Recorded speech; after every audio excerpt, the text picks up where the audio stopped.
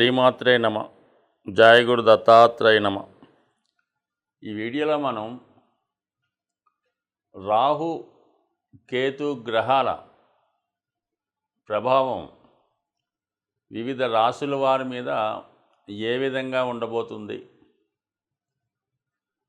కాలసర్ప దోషం వల్ల లాభం కలుగుతుందా లేదా నష్టం కలుగుతుందా అన్న విషయాన్ని ఈ వీడియోలో పరిశీలించే ప్రయత్నం చేద్దాం. రాహువు ఒక విధంగా ఆశకి కారణమవుతుంటాడు. భూలోకం మీద ఉన్నటువంటి సర్వ సౌఖ్యాల మీద తనకి ఆధిపత్యం ఉంటుంది. అన్ని సౌకర్యాలు తనకే కావాలని ఆశతో ఉండడం జరుగుతుంది. అంటే రాహుగ్రహ ప్రభావం ఎవరి మీద ఉంటుందో వాళ్ళకి విశేషమైనటువంటి ఆశ, అలాగే విపరీతమైనటువంటి గర్వం, కోపం, అంటే మామూలుగా 6 దుర్గణాలు అంటారు కదా, ఇవన్నీ కూడా అంతర్గతంగా రాహుగ్రహానికి అంతర్లక్షణాలు అన్నమాట. రాహు ఎప్పుడూ కూడా హీరో కావాలనుకుంటూ ఉంటాడు. అలాగే నాయకత్వ లక్షణాలు కలిగి ఉంటాడు. అన్యాయాన్ని ఎదిరించే ప్రయత్నం చేస్తుంటాడు. సో ఏది చేసినా కూడా ఇంటర్నల్గా తనకి స్వార్థం ఉంటుంది. ఈ విధంగా రాహు ఆశ, కోరికలు వీటి మధ్య ఎప్పుడూ కూడా మానవుడు జీవిస్తూ ఉంటాడు. అంటే రాహుగ్రహ ప్రభావం ఉన్నవాడు. దానికి సంపూర్ణంగా వ్యతిరేక ఫలితాన్ని ఇచ్చేవాడు కేతువు. నిరాశ, నిస్పృహ, అలాగే 0 లక్షణాలు, ఎటువంటి కోరికలు ఉండవు. ఒక విధమైనటువంటి నిడారంబర యోగం, సన్యాస యోగం లాంటిది అన్నమాట. అంటే అన్నీ త్యజిస్తూ ఉంటాడు. తన దగ్గర ఉన్న ప్రతీది కూడా ఇవ్వడం జరుగుతూ ఉంటుంది. రాహుగ్రహం సింహరాశి వారికి అష్టమ స్థానంలోను, కేతుగ్రహం 2వ స్థానంలో సంచరిస్తున్నాయి. అష్టమం అన్నది అతి రహస్యమైనది. జాతకుని యొక్క ఆయుష్, అతని యొక్క సంపాదన, ముఖ్యంగా అతని క్యారెక్టరు, నడవడిక ఏ విధంగా ఉంటాయి అన్నది అష్టమ స్థానం బట్టి రావడం జరుగుతూ ఉంటుంది. అష్టమంలో శుభగ్రహాలు ఉన్నప్పుడు జాతకుడు సునాయాస మరణాన్ని పొందుతూ ఉంటాడు. అలాగే పాపగ్రహాలు ఉన్నప్పుడు దుర్మరణాన్ని పొందుతూ ఉంటాడు. అయితే ఇది ఎందుకు చెప్పాల్సి వచ్చిందంటే, అష్టమంలో ఉన్నటువంటి గ్రహాన్ని బట్టి జాతకుని సంపాదన నిజాయితీగా ఉంటే ఆ సంపాదించిన ధనంతో పిల్లలు అభివృద్ధి చెందుతారు, కుటుంబం హాయిగా ఉంటుంది.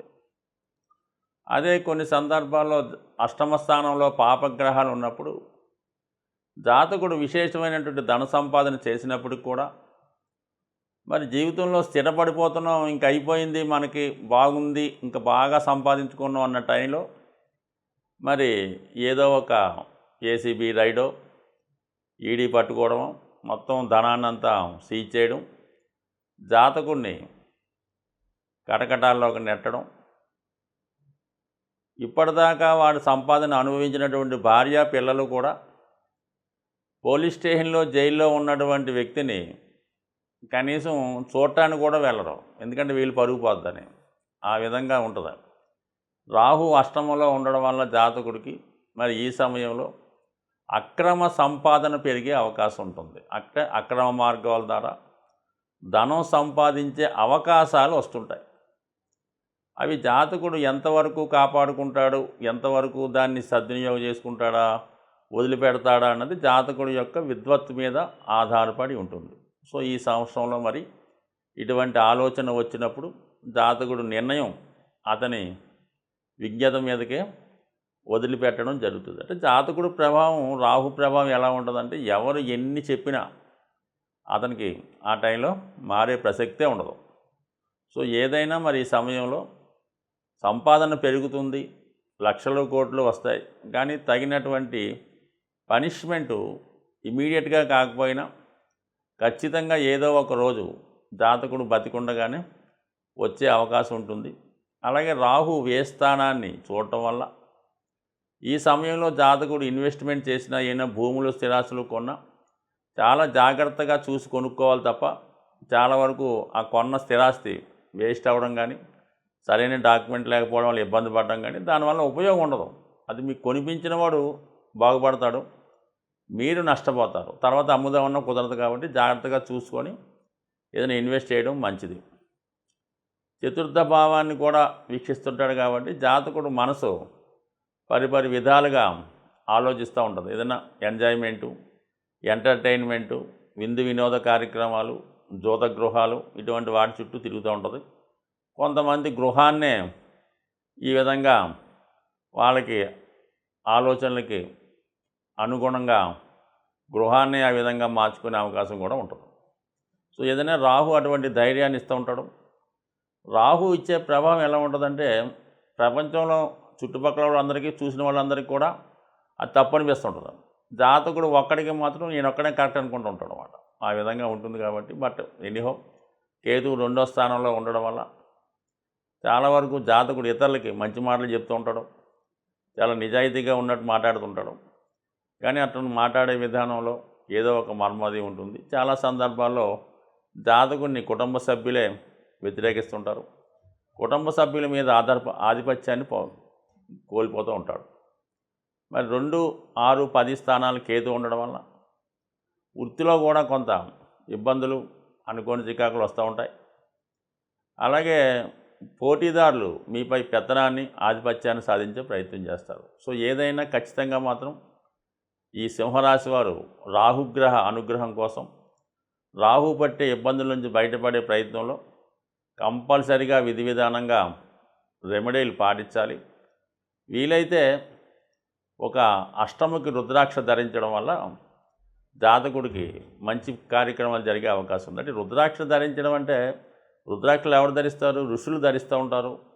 బాగా నిస్వార్థంగా ఉన్న వాళ్ళు ధరిస్తూ ఉంటారు. అంటే అది ధరించడం వల్ల సరిపోదు, ఆ విధంగా మనం కూడా దాన్ని ఫాలో అవ్వాలి. ఒక ఆధ్యాత్మికంగా, ఒక నియమంగా, ఎటువంటి బ్యాడ్ హ్యాబిట్స్ లేకుండా, ఎటువంటి చెడు ఆలోచనలు లేకుండా ఉండి ఆ రుద్రాక్ష ధరిస్తే బాగుంటుంది తప్ప ఇవన్నీ యథాతథంగా చేస్తూ రుద్రాక్ష ధరించడం వల్ల ఏ విధమైన ఫలితం ఉండదు.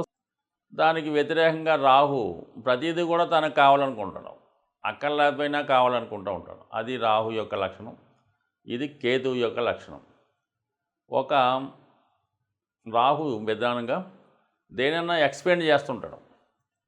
అది తన ఉన్న భావాన్ని కానీ, తను కలిసినటువంటి గ్రహాన్ని కానీ, ఆ భావ ఫలితాన్ని, ఆ గ్రహ ఫలితాన్ని పెంచుతూ ఉంటాడు, ఎక్స్పెండ్ చేస్తూ ఉంటాడు.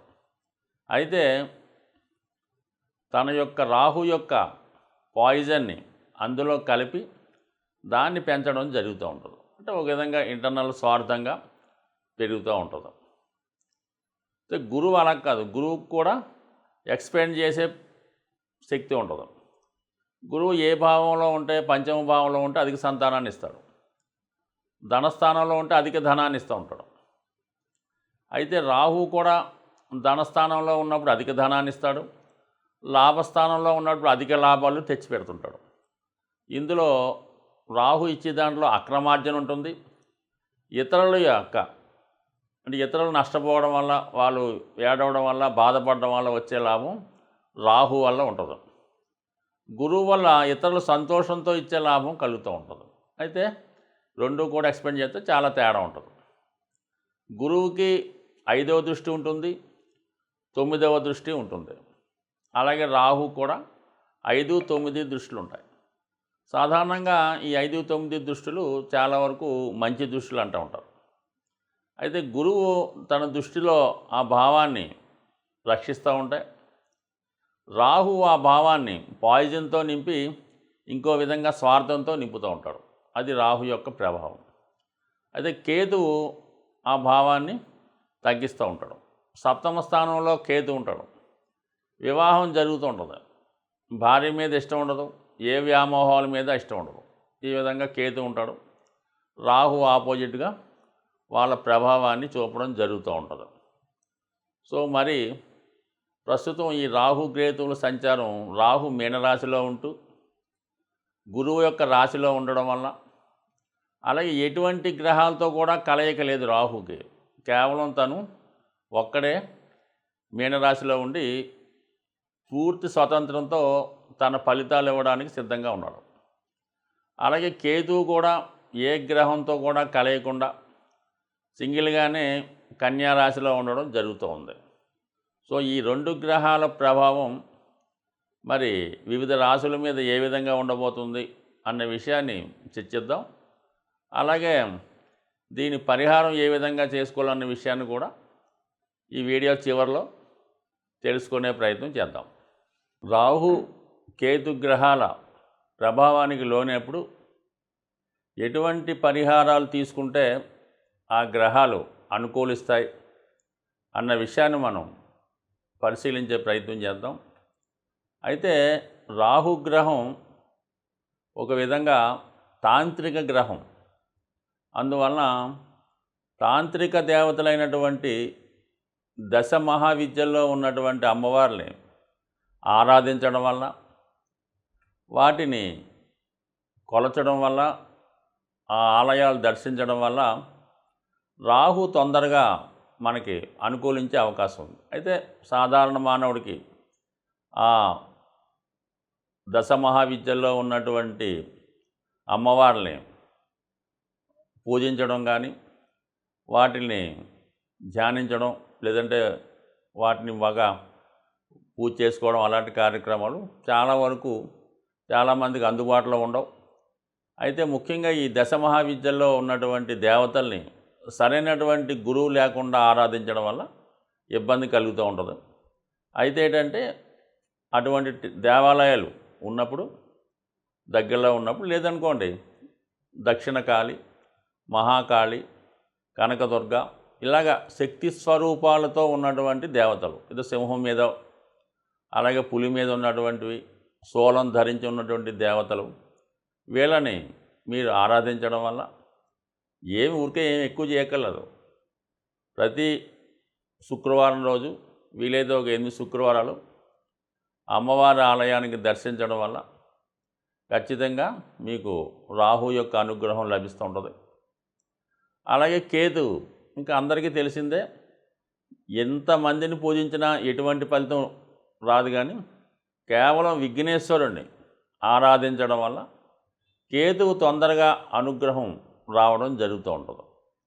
అంటే కేతు అంటూ అనుగ్రహించాడంటే మిగతా గ్రహాలు ఏది కూడా ఇవ్వలేనటువంటి ఫలితాన్ని, లాభాన్ని కేతు గ్రహం ఇవ్వగలడం. కావాలని విఘ్నేశ్వరుణ్ణి, ముఖ్యంగా సంకటహర చతుర్థి, అలాగే వినాయకుడిని గరికతో అర్చించడం, లేదంటే గణపతి హోమం, లేదంటే వినాయకుడి టెంపుల్లో ఉండ్రాళ్ళు ప్రసాదంగా పెట్టి పంచిపెట్టడం, ఎప్పుడూ కూడా ఇలాంటి సింపుల్ రెమెడీస్తో మరి రాహు కేతువుల యొక్క అనుగ్రహానికి పాత్రలవడం మంచిది. ఒక విధంగా రాహు అనుగ్రహిస్తే ఎవ్వరూ ఇవ్వలేనటువంటి అఖండ ఐశ్వర్యాన్ని రాహుగ్రహం ఇవ్వడం జరుగుతుంది. అలాగే కేతువు ఆధ్యాత్మిక రంగంలో అత్యున్నతమైన వ్యక్తులుగా తీర్చిదిద్దే ప్రయత్నం కేతు గ్రహం వల్ల రావడం జరుగుతూ ఉంటుంది. ఒక ఆధ్యాత్మిక రంగంలో అభివృద్ధి చెందాలన్నా, శాశ్వత కీర్తి పొందాలన్నా కేతుగ్రహాన్ని ఫాలో అవ్వాలి. అలాగే మెటీరియలిస్టిక్ వరల్డ్లో అపర కుబేర్లుగా మారాలంటే రాహుగ్రహాన్ని ఫాలో అవ్వాలి. సో ఏదైనా నిజాయితీగా, న్యాయంగా వెళ్ళినప్పుడు ఖచ్చితంగా ఏ గ్రహం అయినా అనుగ్రహించే అవకాశం ఉంటుంది. స్వస్తి.